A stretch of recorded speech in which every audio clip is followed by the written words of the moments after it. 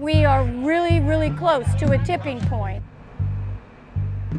In Detroit, we have to grapple with the fact that we have 24 square miles of vacant land across the city, and not all of that is going to be built development. Some of it has to be green space. It goes up to 120, 125, maybe even 130 degrees in those upper floors of some of those buildings. That is the goal of this project, is to get all these corals and make the reefs down in the Keys pristine again. I've got a bunch of solar panels on my house. Are they reliable? Green Mountain mailed me a check for $142.80. When was the last time the electric company paid you? Temperatures are higher, and that causes those respiratory illnesses, the heat exhaustion and stroke. Greenery is proven that it helps an activity and being active and going out for walks and being able to see greenery.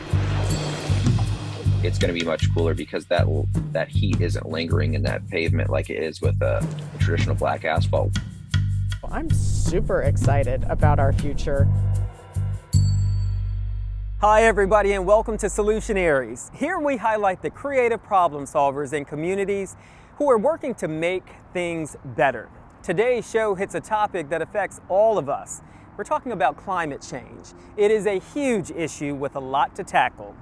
Our Solutionaries team is growing, and for the first time, we'll bring you reports literally from around the country. Graham Media Group stations from Florida, Texas, Michigan, and Virginia have been working to showcase the people trying to solve climate-related issues from all over. Issues like solar energy. Is it worth switching from your conventional power sources? Is it cheaper? Does it actually help the environment? And the coral reefs. 95% of Florida's reefs have been attacked by a deadly disease. So what now? Find out how you can help later on in the show. But first, heat islands. Too much pavement and not enough green spaces in our cities. It is a big problem causing environmental issues, health concerns, and in extreme cases, even death. But solutions are out there to a lot of climate-related issues. With any problem, including heat islands, you have to recognize that the problem exists before you can create change. And many people have. In Roanoke, Virginia, a partnership has taken the reins for creating a healthier community. Solutionaries correspondent Jenna Zipton is standing by in Roanoke. And Jenna, tell us a little bit about the study that took place back in August of 2020. Thanks, Lewis. Roanoke now has a heat map of the city, and it shows what many cities have found, that it's up to 15 degrees warmer in overdeveloped areas without a lot of green space. And Jenna, I understand the methods used to gather data were unusual, but very simple and healthy for the environment. They used cars, and they also used bikes. Volunteers covered the routes 3 times a day, and those routes were automatically recorded, showing simple is sometimes okay.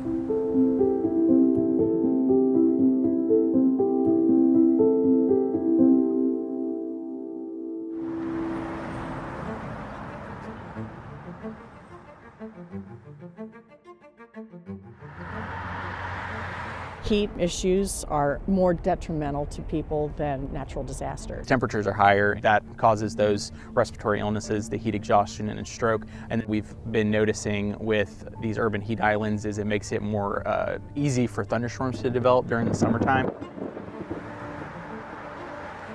We'll see a lot of the issues that cause heat island effect on this street, as we did identify in our report. It's one of the hottest areas, and you'll see there are very few trees. And we're working to amend that, but for right now, this is where we are.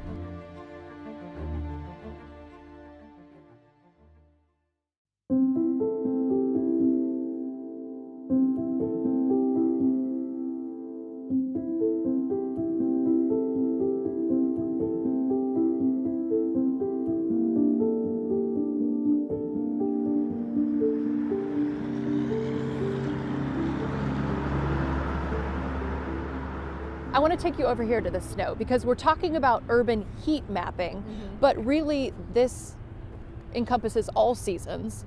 And this is a great depiction of how asphalt versus park space or green space. So talk to me about the difference we're seeing here. Well, you don't see any snow here, right? So this is already melted off. And we still have snow over here, which would be sort of more of a natural balance of how this should be being processed and soaked in slowly, being absorbed, doesn't cause any stormwater runoff. So this is a great example of why we want more green space. In August of 2020, the City of Roanoke and Climate Adaptation Planning Analytics partnered together to create a heat map of the city.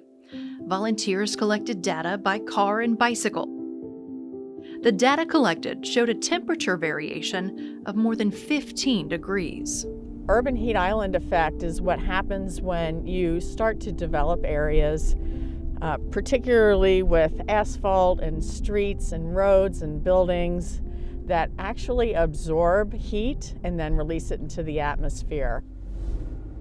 They can be up to 15 degrees hotter from a shady street to an area much like we're in now, where there's a lot of development and very little green space. Temperatures are higher, and that causes those respiratory illnesses, the heat exhaustion and stroke. And then something else that we've been noticing with these urban heat islands is it makes it more easy for thunderstorms to develop during the summertime.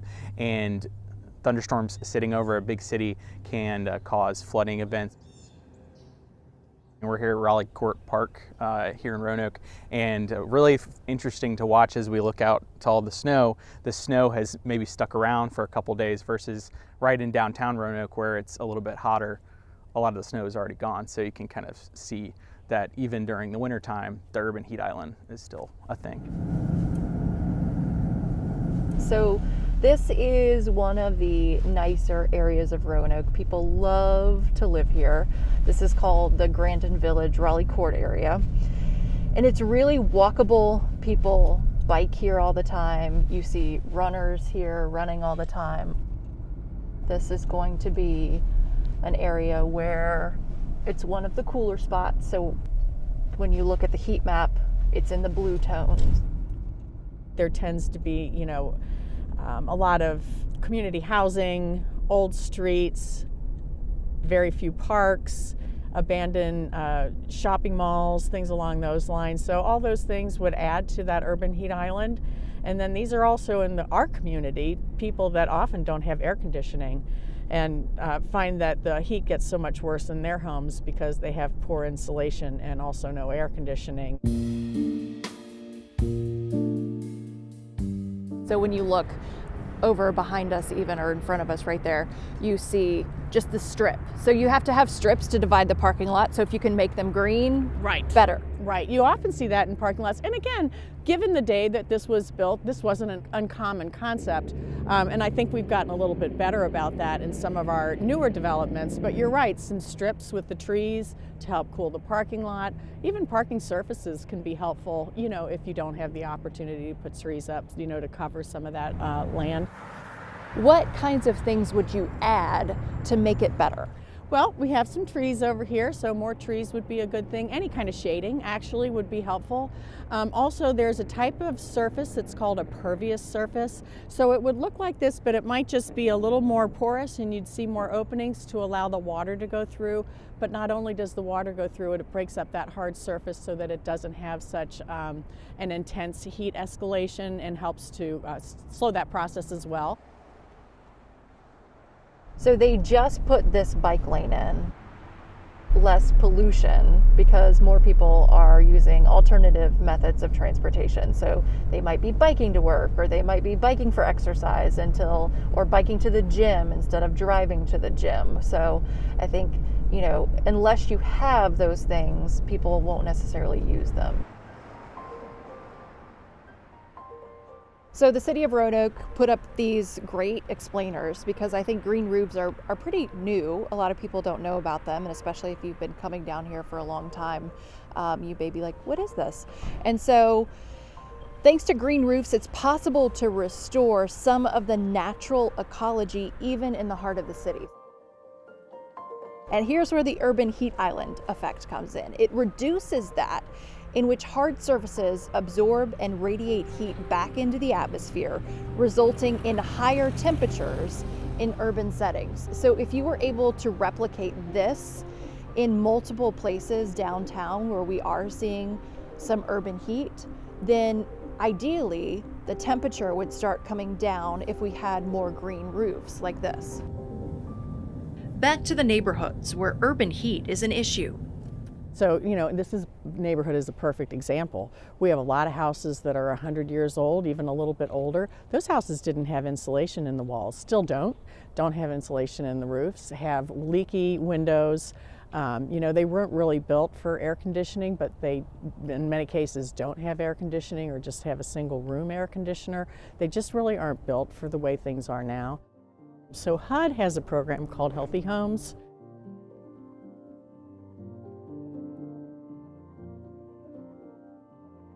Green and Healthy Homes goes a little bit further, and what we do is we try and leverage different free services that would be available to low-income homeowners to sort of look to see what other services could we provide for them that would maximize their benefit in the least invasive way.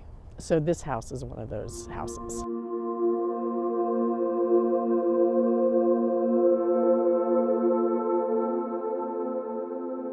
What are some of the limitations of fixing the problem? Because it sounds like, a lot of those take money, a lot of those take time. A big thing is, like I mentioned, with the poorer communities, they can't afford to upgrade their air conditioning in their house, make it energy efficient, make it easier for them to cool themselves down.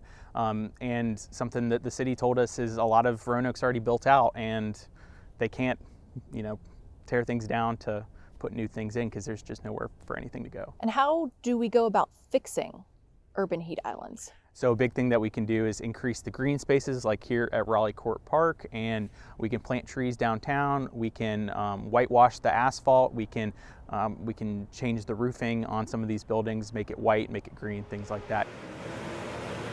There's a couple of things. If you're in the position where you're ready to replace your roof, a lighter roof is a better roof. A green roof is an awesome thing. That's not something everybody can do, but that's probably the best roof of all. Again, those porous surfaces as opposed to the hard surfaces. So, sometimes a gravel or a paver driveway is better than an asphalt driveway or a concrete driveway. Anything you can do to promote shade, promote green space are all good things to do. My job has been completely dedicated to sustainability for 20 years.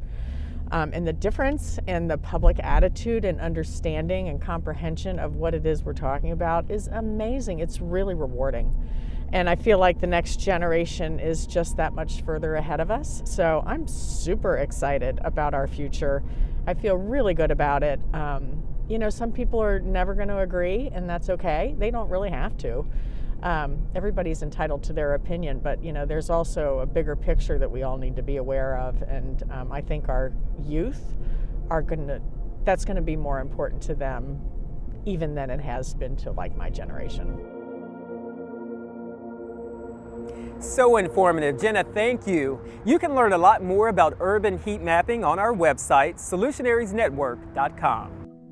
You can have all the buildings in the world, but if there's no oxygen for the people, you're going to have some empty buildings. We're using too much fossil fuels, and our carbon emissions are going to make the sea levels rise. We need to put more emphasis, on pitting up trees. Being in Florida, if the ocean levels rise a certain amount, the coasts are going to be flooded, and that's a serious issue, especially for people living on the coast like we do. Pick up your trash, consume less meat, and I don't know about you guys, but I want to live a long, healthy life on a healthy planet. So if you care about that, then simply do the small things to help the environment. It's not hard at all. We just got to be better people. That's what I think we got to do.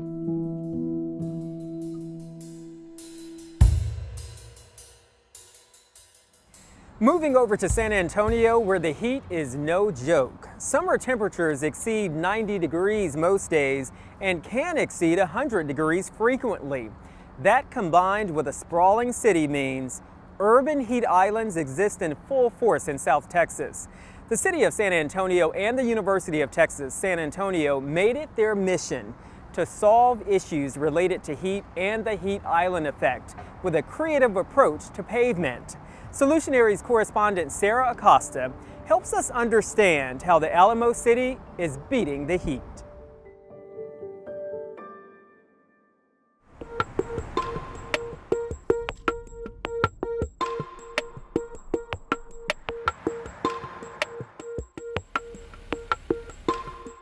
They keep absorbing. So the temperature, there's not temperature swing between the day and night. It's always hot.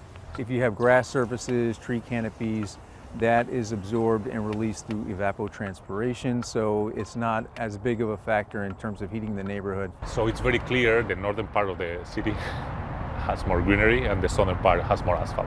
The hot spots are on the east side and the west side of downtown. Those are the most severe, probably because of less tree canopy, more pavement coverage. And so we also know that those are the most vulnerable communities as well. So we worked with our Office of Equity to look at the equity matrix, and those census tracts are most impacted based on poverty levels and percentage of people of color. Certain parts of the city can be 15 degrees cooler versus some of these other vulnerable parts because they don't have that tree coverage. Well, trees, some of those trees have been here for like 100+ years. There are these huge oak trees that are providing that temperature difference, and those trees are not going to grow overnight, and that greenery is not going to grow overnight. So I was like, oh, well, this seems like an easy first step we can take in some of those communities that are really suffering from these urban heat islands.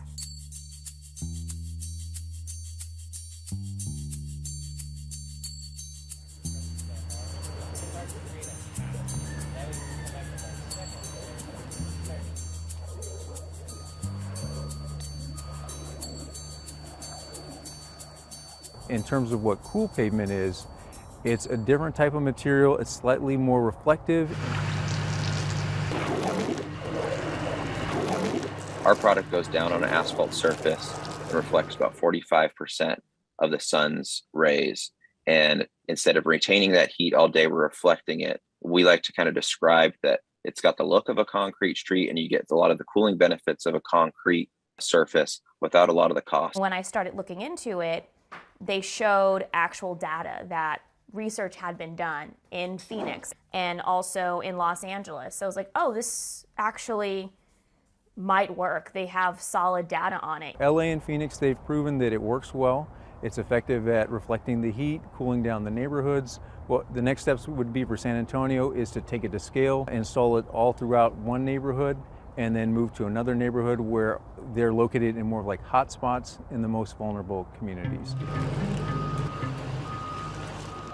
Some pedestrians feel like when they're walking on these streets with this new reflective, cooler pavement, they themselves feel hotter. And that's where I think we need to have more research. We're trying to keep that heat from being trapped in. We've got to make that heat escape somewhere. And so it's reflected from that surface and back into the atmosphere. So you are going to experience some of that energy reflected back up, but as opposed to the alternative where you've got all that trapped into that surface and it's just slowly just lingering there throughout the course of the day. But overall, your whole experience is going to be that it's going to be much cooler because that heat isn't lingering in that pavement like it is with a traditional black asphalt. Greenery is proven that it helps an activity and being active and going out for walks and being able to see greenery. I think it's important that we make sure that those vulnerable communities that are having these urban heat island effects that can be 15 degrees warmer than other parts of the city have that same access to greenery. And if not, the city provides them with tools to combat that heat. Sarah, thank you. In addition to the environmental benefits, the EPA claims that cooler pavements can also lower tire noise and create better nighttime visibility. But the big plus is bringing the temperatures down.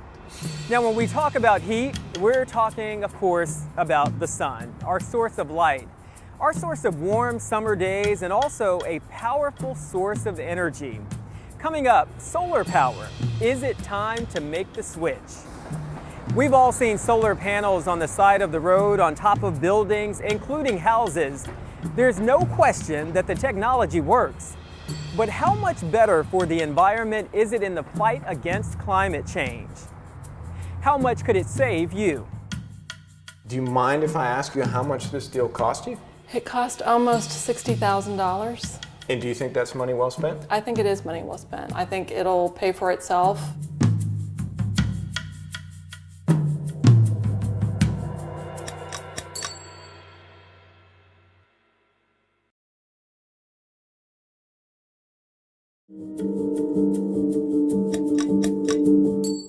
I'm not so much in favor of solar energy for helping the environment because it actually costs quite a bit of money. I'm all for it, especially discounts. Hello. Anything that can help the community and help us breathe better is a win-win. They probably don't save as much on helping the environment as you might think they do. Energy, I could just get my energy from the solar panels and save a lot of money. Hell yeah. That's a no-brainer.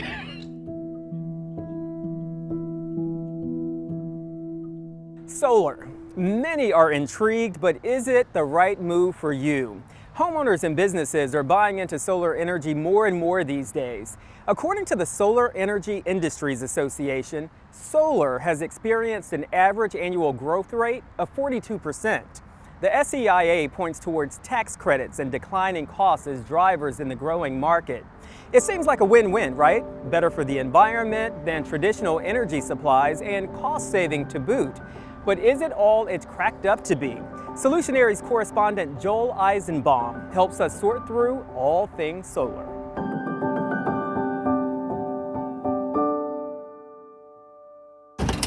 It's quiet, it's clean, it's renewable, it lasts, and there's no moving parts. All right, so what makes a house a good candidate for solar? Well, let's launch the drone and let's see what this house looks like from the air.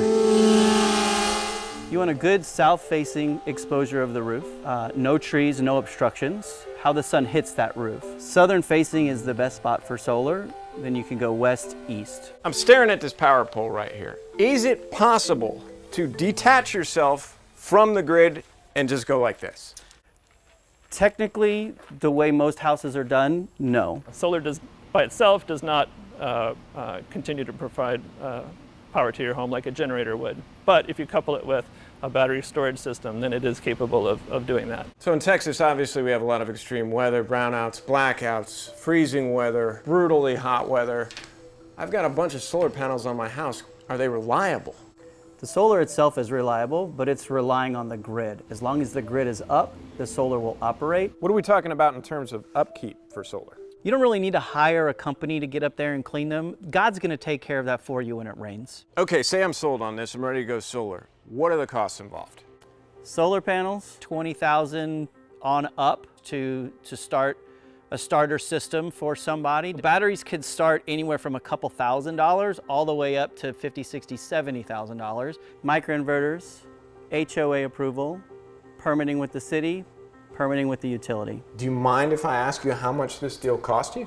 It cost almost $60,000. And do you think that's money well spent? I think it is money well spent. I think it'll pay for itself, after we get these panels paid off. We do plan on living here for a long time. Benefits of a solar co-op are we reduce barriers to going solar and we bring down, on average, the cost because it's a competitive bid process. It doesn't have to be expensive. It doesn't have to be out of league. The sun shines down on us all equally. Let's make the energy from the sun accessible for all.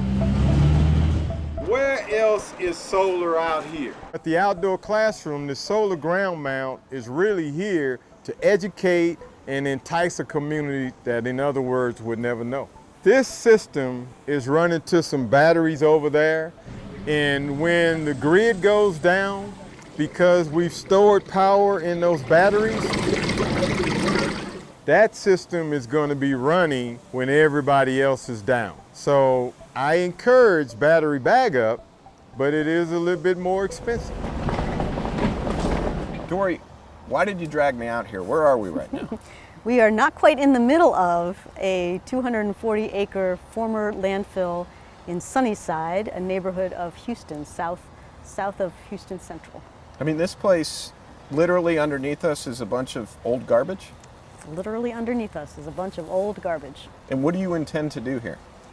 The goal, with the city's support and the community's support, we are planning to restore the cover. Landfills should not have trees, and so we intend to restore the cover and put in a 50-megawatt solar farm. This project will become carbon neutral within year 5, And after that, it becomes a carbon sink. So it replaces the need for fossil fuels to generate that energy. The energy that's developed right here is actually going to stay local. That's correct. Electrons will go to the path of least resistance. So if someone needs them right next door, they'll go right next door. What have your electric bills been like? Our first bill that we got was $28. Versus what were they? $300–400 depending on how hot it is outside. So say my solar panels are doing gangbusters. Am I actually getting a check cut to me from the electric company? So depending on the plan that you're on, there are multiple companies that offer a net metering program. Different plans offer different buybacks, if you will. So when I first went solar, my first bill was a -$45, but then it jumped to a -$106, -$194, -$306. Green Mountain mailed me a check for $142.80. When was the last time the electric company paid you? Joel Eisenbaum is joining us now from Houston. Joel, that was a great report. Tell us some of the ways that we can save money or even make money on solar panels. Lewis, I think certainly homeowners have some opportunities here. First is from Uncle Sam. There's a federal tax credit. If you install a home solar system this year, that's a 26% tax credit. That's thousands of dollars back in your pocket. And then jurisdictionally, depending on where you live, you're putting money back into the grid. You could earn credits back that way, or sometimes even cash in your pocket. And also, you're improving your house when you put a home solar system in. And a lot of jurisdictions will not increase your valuation, so you can save money in property taxes as well. And despite the possibility of saving or making money, going solar can be daunting. So tell us how some places are starting small. Yeah, I mean, because this is a big outlay for a lot of people. It's $20,000, $30,000, $40,000 to install one of these systems if you use a third-party company. But there are other solutions out there. In Houston, we have a solar co-op. And essentially, that is a way to buy in bulk, a bunch of neighbors getting together and then contacting a company, and they get big discounts. If you really want to go the DIY route, you can even get plans on the internet and a list of parts and try it yourself, although that can be a daunting task, Lewis. You know, I don't know that I trust myself to do it myself. I'd rather just pay somebody. Joel Eisenbaum, thank you so much for that report. Still to come, Florida's coral reefs are under attack. A deadly disease is thriving in warmer waters, creating an uncertain future for marine life and the Florida coast. It may not look like it right now, but urban heat islands exist. And here in Detroit, it's a big problem because more than half of the city is impervious. A lot of pavement and not enough green space. Coming up, a group here in Detroit working to reverse that with a plan to cool down the Motor City.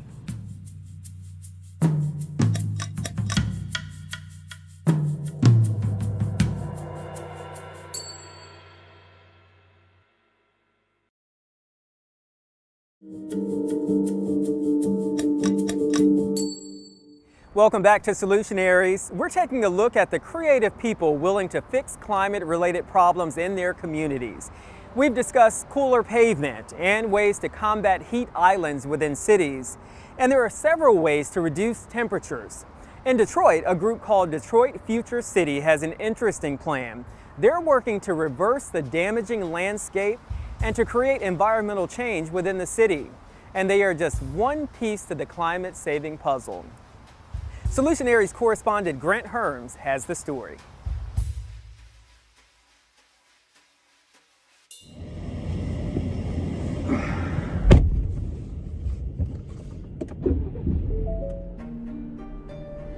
We just left the station and there's already just kind of nothing but hard surfaces. Asphalt, we got sidewalks over here, we've got construction right here, we've got an empty lot over there, more parking over there.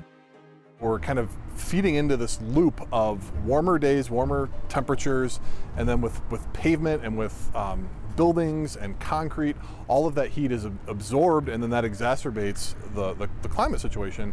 There's nowhere for that heat to go, in other words. That's Nick Schruck, an environmental law professor at Detroit Mercy. What he's talking about is the heat island effect, and Detroit has some of the worst in the country. Concrete and asphalt are good at trapping heat from the sun, much more than grass. In one EPA study done at the peak of summer, pavement routinely hitting temperatures between 120 and 150 degrees, compared to grass, which has been shown to be sometimes 40 degrees cooler than pavement.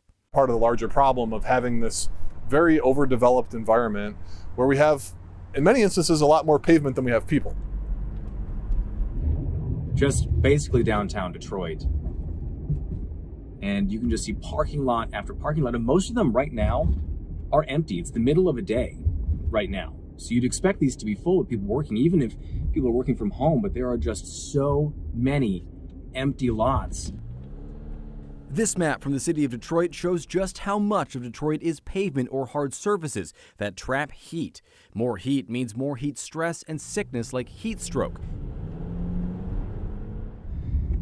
A lot of grass, a lot of trees, good drainage.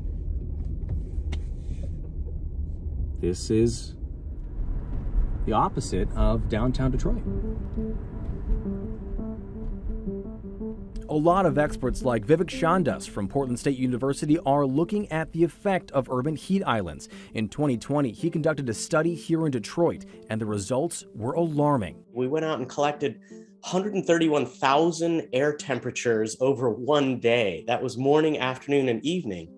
And that allowed us to really describe in never before seen detail what the difference is from one neighborhood to another, which ended up being about 11.5 degrees Fahrenheit.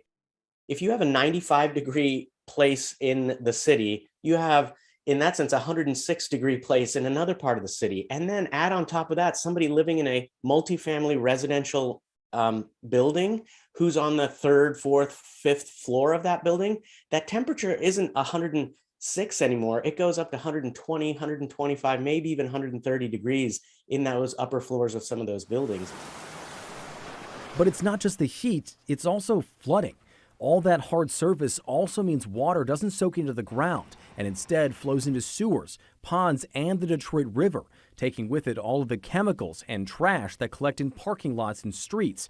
And that can lead to real harm, like little Zeus here, whose owners in Dearborn got a $10,000 vet bill after he got sick from floodwaters. Leptospirosis is a bacteria that comes from infected rodent feces. And unfortunately, because of all the flooding, it brought it into my backyard. It's very dangerous. It's dangerous to dogs. It's life-threatening. And it's also transmittable to humans. Okay, so I know the sick puppy was kind of a cheap shot, but it's not just puppies, it's people too. In 2021, the Michigan State Health Department tracked a 569% increase in Legionnaire's disease linked to floodwaters and runoff. That can cause all kinds of nasty lung and respiratory problems, and it can be fatal.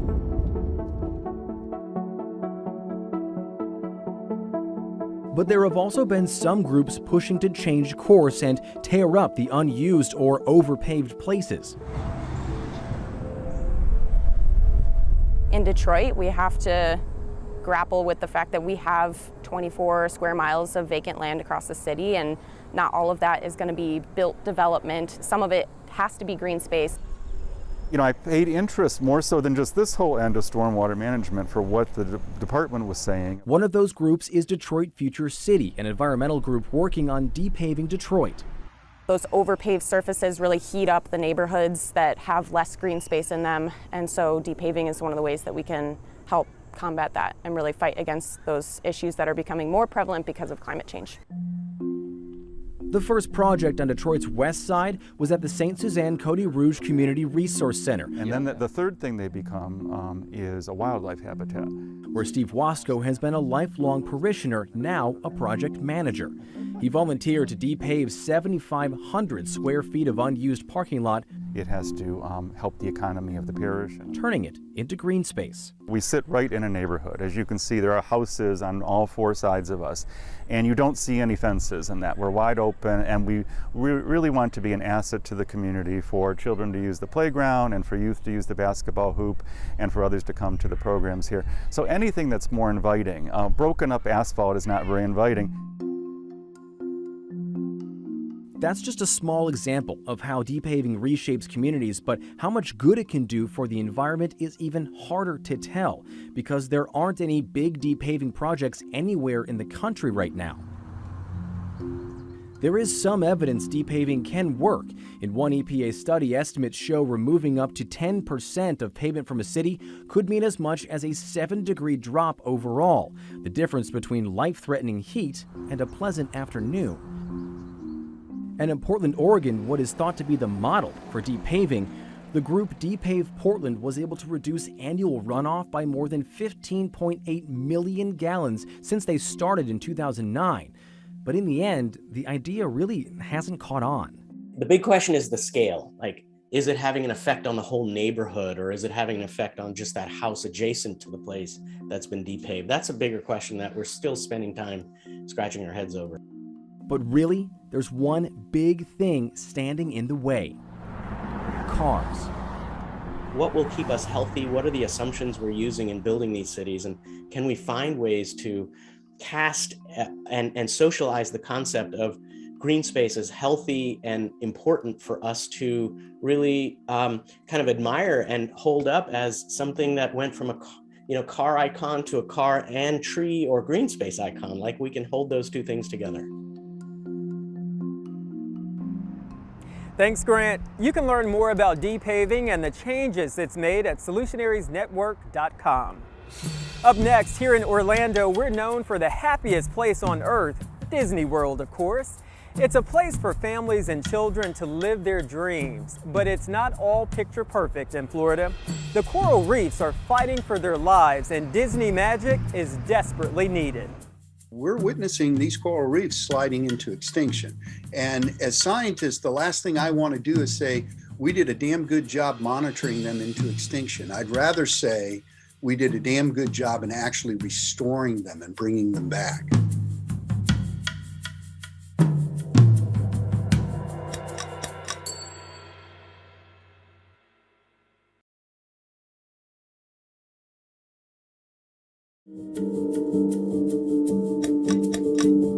The Florida Coral Rescue Center is the largest facility of its kind in the United States.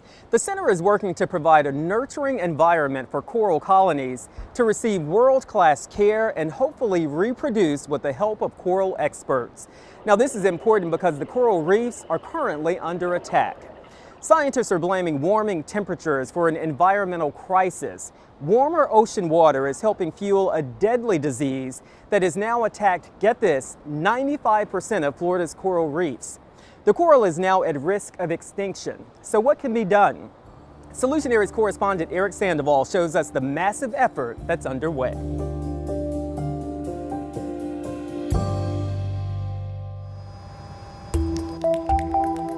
On the outside, it looks like any other office building in one of Orlando's warehouse districts. But what's happening inside is a fast-moving mission to save a species.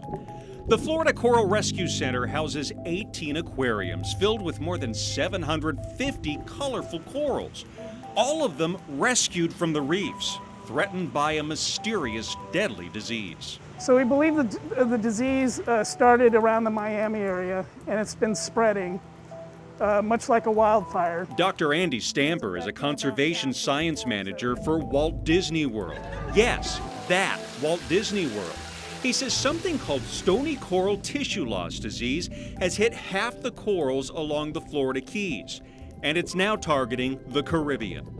The problem is scientists don't know where this disease came from, but they do know warmer ocean temperatures put stress on corals and make it easier for this bacteria to spread. So a team of wildlife experts has taken these corals from the wild to protect them and raise them here at the Rescue Center. The federal and state governments felt that it was extremely important to take a small population out to bank to save it for future restoration efforts. Stamper says 25% of creatures in the ocean depend on coral reefs for homes and food. The reefs also help protect Florida's coastline from strong hurricanes and the storm surge that comes with them. And when we protect the shoreline, we protect tourism, we protect housing. They're incredibly important for Florida. It's so important that a team of experts is now collaborating to protect the coral. Their group, the Florida Coral Rescue Project.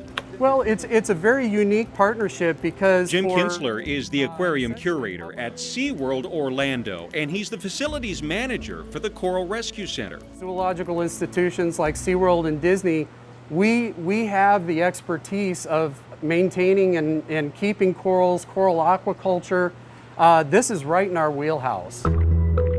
The partnership is led by the Association for Zoos and Aquariums, and it involves Disney Conservation and SeaWorld, the Fish and Wildlife Foundation of Florida, NOAA Fisheries, and Florida Fish and Wildlife Conservation Commission.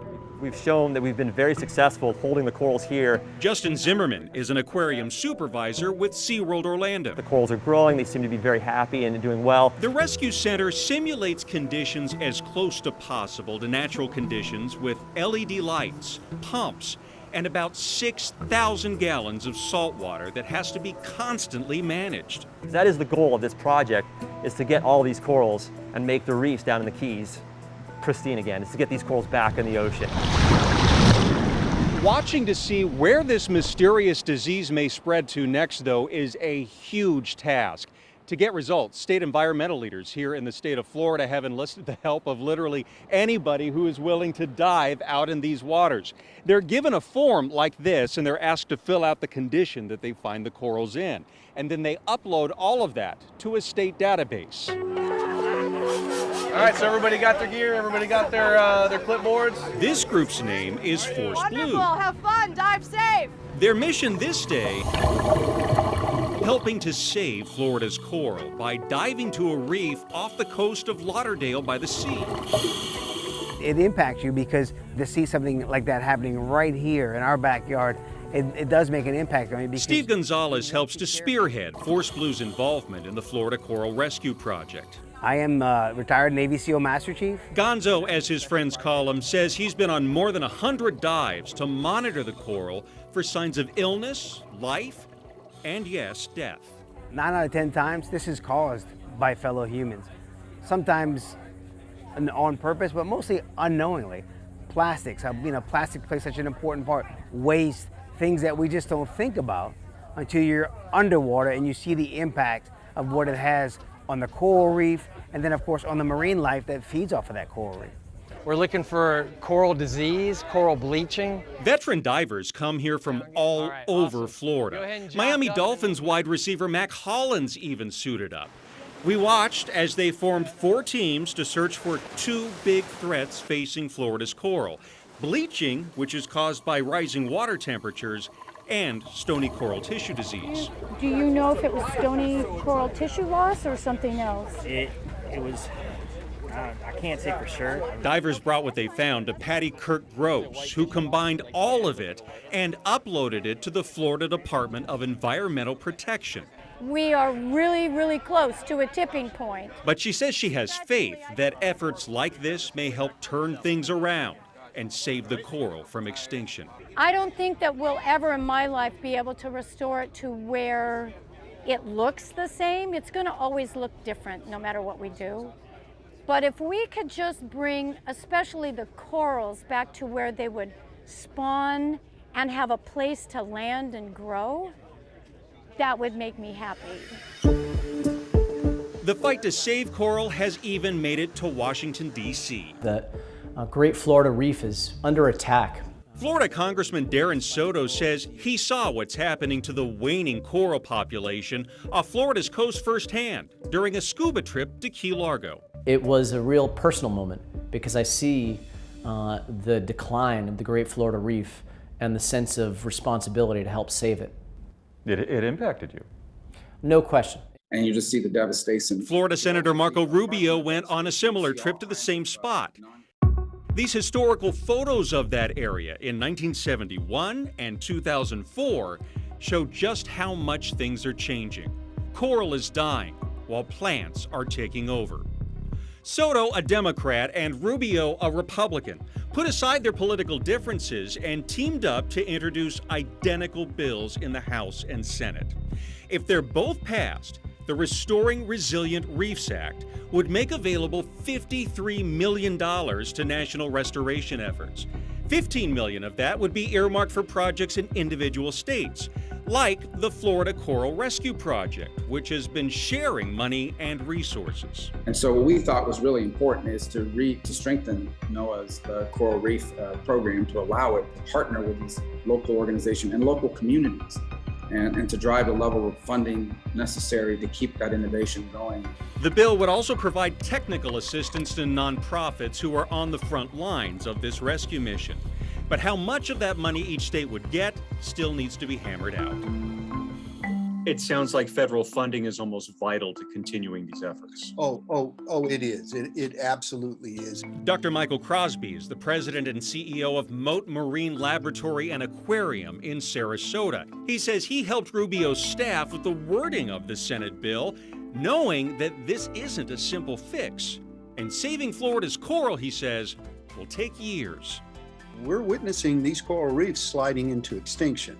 And as scientists, the last thing I want to do is say, we did a damn good job monitoring them into extinction. I'd rather say we did a damn good job in actually restoring them and bringing them back. Solutionaries correspondent Eric Sandoval is joining us now. And Eric, this really is not a short-term project, is it? Absolutely not, and primarily because it's a battle against Mother Nature on one point. You know, we have climate change, we have warmer ocean temperatures, and that's not going away anytime soon. And that's one of the big culprits for helping to spread this illness underwater so the coral get it. So that's number one. Number two, we have the human element. We have boat rotors that are going over the coral reefs, and that's injuring some of them. But we also have a lot of fertilizer that's literally being pumped into the Atlantic Ocean, and that's killing off a lot of the coral. So the answer to your question, no, it's not short term. And there's really sort of been a national response to Florida's crisis. Tell us about how other states are getting involved. Well, you know, Florida does not have the budget infrastructure to help save the coral, so they've basically had to go out to other states and ask for help. They are now sending propagated coral to places like Omaha, Nebraska, Detroit, Michigan, middle of Virginia, Iowa is another state. But all of these states and aquariums in those states are basically stepping up to the plate and saying, how can we help? So coral is literally being grown in the middle of a cornfield in some cases. Eric Sandoval, thank you so much. Fascinating stuff. Now, the disease that we have been talking about has ravaged the coastal reefs of Florida and the Caribbean. The volunteers collecting data are essential for marine health and sustainability in those regions. And it's important to point out that reefs are all over tropical and even subtropical waters, including off the coast of Galveston, Texas. Organizations like the Galveston Bay Foundation, they help preserve the waters nearby. And you can learn more about volunteering for them and donating opportunities at solutionariesnetwork.com. Now, the coral reefs are getting help in another, more unconventional way. What started as a passion project for two friends turned into families being able to bury their loved ones at sea. A final resting ground that memorializes a life lived and fosters marine growth all at the same time.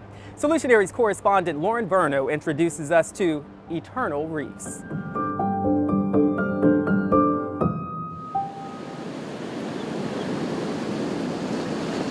The loved ones we've lost, bringing new life to the sea. For a fallen police officer, that means a life of service, far beyond the badge. So I want to be in a green Folgers can. And I want to be a fishy house. You need to send me out there and somehow put me in there. It was a conversation Carmenise says she remembers vividly, having with her husband, Floyd East Jr., and one she never expected to fulfill so soon. Can you take me back to that day and just tell me whatever you can? Officer East has been in a confrontation. It did not go well. And then I said, is he okay? And then they said, ma'am, he has passed away. In October 2017, Officer East responded to a call of a student acting erratically on Texas Tech's campus. While in police custody, that student pulled a gun, shooting and killing Officer East at 48 years old. The girls and I just dropped to the floor as soon as they saw me. As soon as I saw them, we were on the floor crying. As funeral preparations began, Carmen remembered that conversation she shared with her husband. He said, I want to be a fishy house. You got to make me into a fishy house. What Officer East meant was he wanted to be an eternal reef.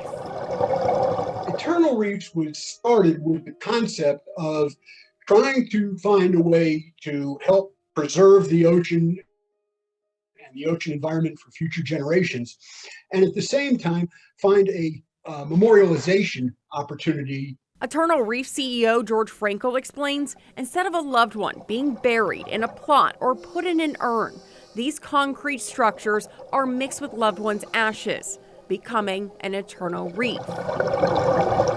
The reefs range in price from almost $4,000 to $7,500, and to date, 3,000 of these eternal reefs have been placed in 30 locations around the country. How do you measure the success of a reef ball after you've put it out there? And how successful have you been? In the right water conditions, we will see visible growth in as little as 6 weeks. So we know the contribution is there to begin with. When you first heard about them, what went through your head? Well, when I first heard about them, I thought, how cool. Jacksonville University professor of marine science Dan McCarthy has been studying reefs for decades. How is our reef ecosystem right now? I think globally, the reefs aren't doing very well. We're seeing a transition from living coral to being dominated by algae and sometimes sponges. And these reefs are bringing life back. Fish are able to go inside it, as well as animals without backbones, invertebrates like crabs and shrimp and things like that. And then you end up having a sequence of events where small guys get in, larger guys get in, and then you end up a more vibrant community. Is this really the perfect solution for saving our reefs? I don't know that they're a perfect solution, but they are a solution. You can see just by the growth on these reefs over the years, they are working. Are these reef balls replacing the reefs dying in the same rate? Oh, probably not. Almost definitely not. Reef balls are great, coral restoration are great, and I'm big fans of those.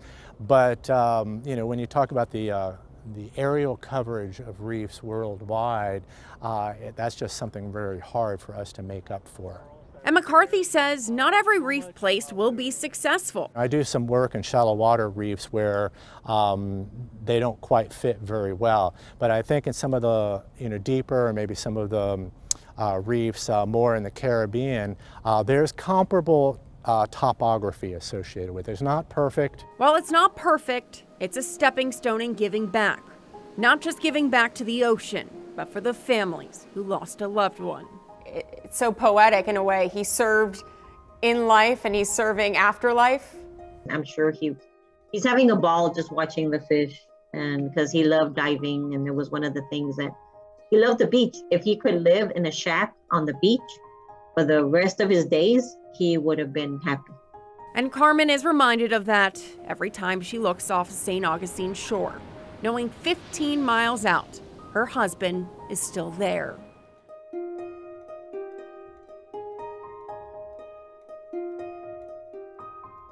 There are now 750,000 reef balls along the ocean floor of 70 countries.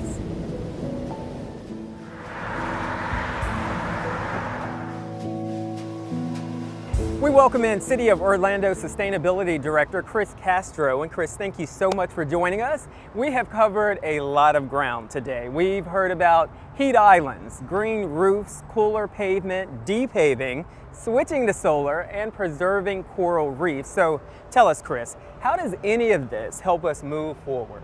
Well, each one of the things that you just mentioned are solutions to advance sustainability. When we talk about sustainability, it's really about ways in which we can minimize the impact that we have on the environment and on public health in our surrounding communities, right? Every action that we take, believe it or not, has either a positive or a negative impact on the planet and public health.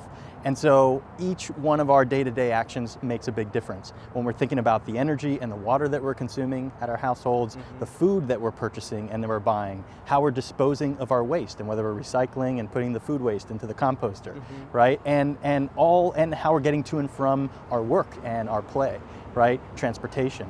Each one of these segments has an impact on the environment because the actions that we're doing are contributing to climate change through greenhouse gas emissions, through carbon emissions, right? And so if we can start to make changes like adding rooftop solar to our buildings, which minimizes the amount of fossil fuels that we're dependent on to actually power that building in the first place, right? Now we're starting to minimize the impact that we have on the planet, and we're starting to move towards a more sustainable, healthier, and cleaner future for Orlandoans and the world. We appreciate that. So there's a lot that we can do every day. Yes. Are there any resources out there that you would like for people to know about? City of Orlando on our website, orlando.gov/greenworks, has a incredible compilation of different resources, tools, as well as free opportunities for residents to begin moving towards sustainability. We offer free trees every single season. We have free composters for your backyard. We offer free rain barrels so you can actually capture rainwater from your rooftops and begin minimizing the amount of irrigation that's coming from potable water, right? In addition, our hometown utility, OUC, has some pretty tremendous opportunities for our residents and our businesses to begin looking at ways that they can save, not just the planet, but also their own pocketbooks, right? And so incentives, rebates, and other programs that OUC offer to help lower that energy use and at the same time contribute to a positive environmental footprint. Sounds like there are plenty of resources out there. Yes, Chris there Castro, thank you so much. And thank you for watching Solutionaries. We want to remind you that you can find creative solutions to even more issues. Issues like police-community relations and the affordable housing crisis right now at solutionariesnetwork.com. You can also see more on our YouTube page. Make sure to like, subscribe, and share. And if you know of people solving issues in your community and think they should be highlighted, don't hesitate to email us at solutionaries@grammedia.com. We'll see you next time. Take care.